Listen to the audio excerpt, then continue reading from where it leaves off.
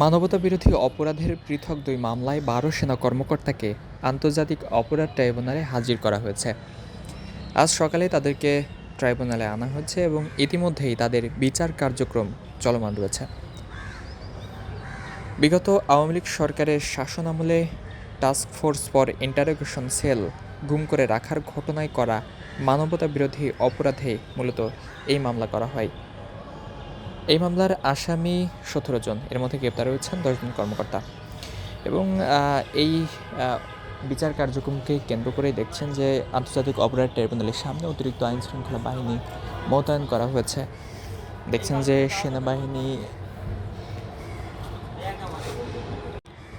দর্শক, এই মামলার আসামি মোট ১৭ জনের মধ্যে গ্রেপ্তার রয়েছে ১০ জন। তারা হলেন brigadier general Mohammad Jahangir Alam, Tofail Mohammad Sarwar, Mohammad Kamrul Hasan, Mohammad Mahbubul Alam, AKM Azad, colonel Abdullah Al Momen ও আনোয়ার লতিফ খান।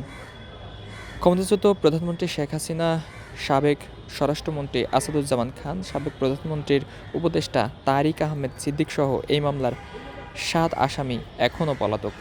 এছাড়া জুলাই গণঅভ্যুত্থানের সময় রাজধানীর রামপুরা ও বনশ্রী এলাকায় সংগঠিত মানবতাবিরোধী অপরাধের মামলায় বর্ডার গার্ড বাংলাদেশের বিজিবি সাবেক কর্মকর্তা লেফটেন্যান্ট কর্নেল মোহাম্মদ রেদাউনুল ইসলাম ও মেজর মোহাম্মদ রাফাত বিন আলমকে ট্রাইব্যুনালে আনা হয়েছে।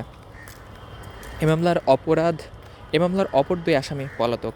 তারা হলেন পুলিশের সাবেক অতিরিক্ত উপকমিশনার মোহাম্মদ রাশেদুল ইসলাম ও সাবেক ওসি মোহাম্মদ মশিউর।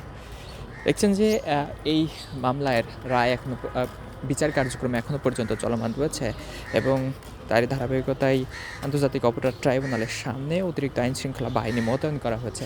সকাল থেকে আমরা দেখেছি ট্রাইব্যুনালের সামনে অতিরিক্ত আইন শৃঙ্খলা বাহিনী, সেনাবাহিনী, র্যাব মোতায়েন করা হয়েছে।